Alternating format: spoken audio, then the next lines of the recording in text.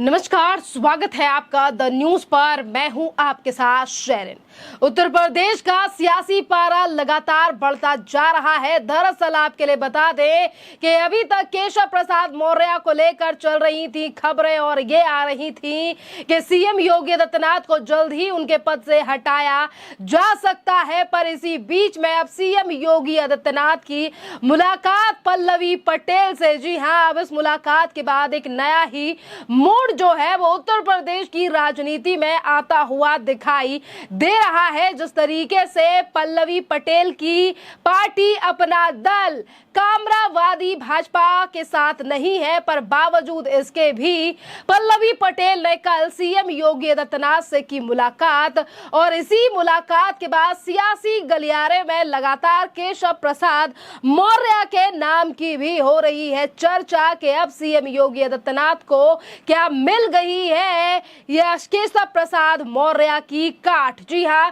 दरअसल आपके लिए बता दें कि अभी तक केशव प्रसाद मौर्य एनडीए के तमाम नेताओं से मुलाकात कर रहे थे, जिसको लेकर समाजवादी पार्टी ने भी ये तंज कस दिया था कि अब जल्द ही उत्तर प्रदेश में दो नेताओं की लड़ाई होने वाली है। केशव प्रसाद मौर्य और योगी आदित्यनाथ एक दूसरे के सामने हो जाएंगे और केशव प्रसाद मौर्य भारतीय जनता पार्टी को छोड़ सकते हैं और हमारा ऑफर उनके लिए वैलिड है।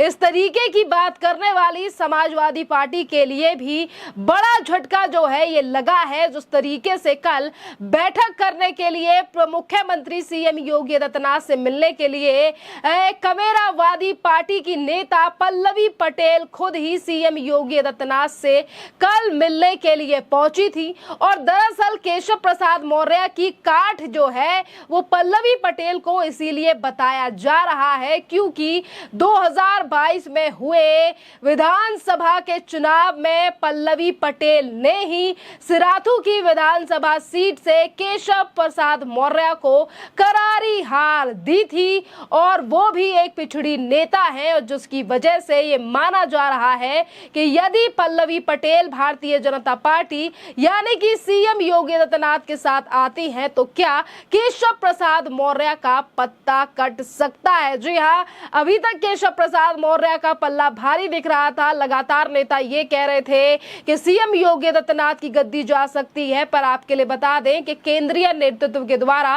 पहले ही तस्वीर को साफ कर दिया गया था कि 2027 में होने वाले विधानसभा चुनाव सीएम योगी आदित्यनाथ के नेतृत्व में ही होंगे और सीएम योगी आदित्यनाथ ने भी पिछले दिनों एमएलसी और विधायकों के साथ बैठक कर सीधे तौर पर यह कह दिया था कि आपसी मतभेदों को भूलकर पार्टी के नेतागण जो हैं वो आने वाले 2027 के विधानसभा चुनाव पर ध्यान दें।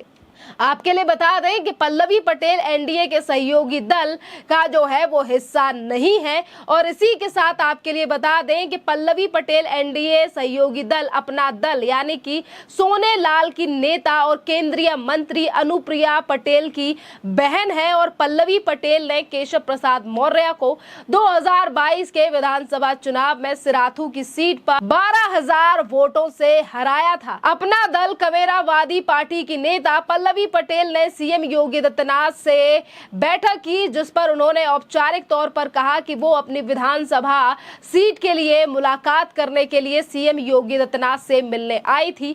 मगर सियासी मायनों में इस बैठक को लेकर जो है वो काफी ज्यादा चर्चा हुई कि किस तरीके से एक तरफ उत्तर प्रदेश में लगातार राजनीति जो है वो अलग ही सिरे पर चल रही है कि एक तरफ उपचुनाव है तो वहीं दूसरी तरफ आने वाले सालों में करनी है सरकार को विधानसभा की तैयारी और वहीं दूसरी तरफ समाजवादी पार्टी के द्वारा दिया गया इस तरीके से बयान। देखिए, आपके लिए बता दें कि लोकसभा चुनाव जो कि पिछले 2 महीने पहले ही हुए लोकसभा चुनाव 2024 में पल्लवी पटेल ने अखिलेश यादव से लेकर असदुद्दीन ओवैसी के पार्टी के साथ चुनाव लड़ा था मगर उनको कुछ खास सफलता नहीं मिली थी और इसी बीच केशव प्रसाद मौर्य लगातार भारतीय भारतीय जनता पार्टी के अलग अलग नेता और गठबंधन के सहयोगी नेताओं से मुलाकात कर रहे थे, जिस पर ओम प्रकाश राजभर, संजय निषाद, दारा सिंह चौहान के अलावा अनेकों नेताओं से उन्होंने मुलाकात की, जिसको लेकर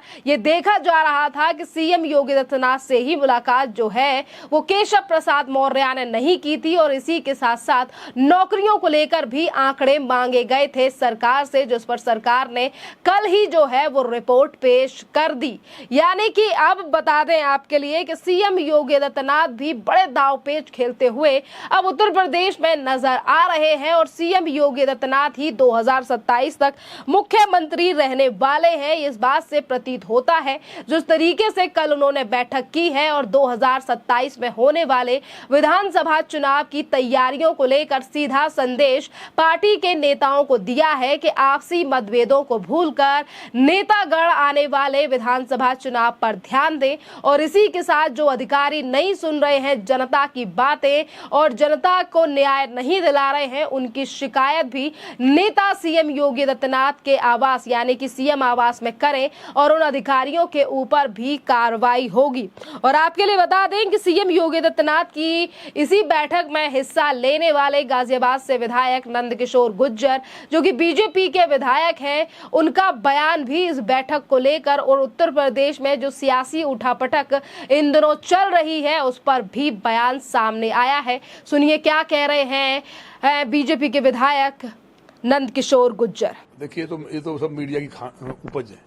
आप ये बताओ, आपने कहीं देखा कि भी डिप्टी सीएम साहब में और माननीय सीएम साहब में कोई बात हुई आज तक? ये जो चीजें चलती हैं, अभी एक साथी पूछ रहे थे कि अधिकारी जो हैं उनको आज तक बता नहीं पा रहे हैं कि ओबीसी को कितना रिजर्वेशन में नौकरियां लगी हैं, तो वो डाटा नहीं दे रहे हैं। तो अधिकारी कोई कितना ही बड़ा अधिकारी हो, एक वो तो माननीय डिप्टी सीएम है, एक माननीय विधायक का प्रोटोकॉल चीफ सेक्रेटरी से बड़ा होता है। और ये लोकतंत्र है, विधायक और सांसद जो है वो जनता के द्वारा चुने गए लोग हैं। तो अधिकारियों का तो ये तांडव था। आपको मालूम होगा, माननीय केशव प्रसाद मौर्य जी को चुनाव हरा दिया, 8500 वोट से आगे चल रहे थे। उसके बाद कौन अधिकारी था जिसका फोन आता है, आकर के लाठीचार्ज हो जाता है और लाठीचार्ज होकर एजेंट को भगा दिया जाता है। रिकाउंटिंग तो दूर की बात, जो लास्ट चरण था उसकी वोट को गिना नहीं जाता है और तुरंत प्रमाण पत्र दूसरे को दे दिया जाता है, क्योंकि उनको लगता था कि सपा की सरकार आ रही है। इसलिए ओबीसी के सबसे ज्यादा लोकप्रिय पूरे हिंदुस्तान के, उत्तर प्रदेश के नहीं, नेता के रूप में माननीय केशव प्रसाद मौर्य जी की पहचान है। हम अभी कई बार चुनाव में राजस्थान, मध्य प्रदेश गए, हरियाणा गए, महाराष्ट्र गए, वहां लोग उनको कितनी बड़ी फॉलोइंग है उनकी।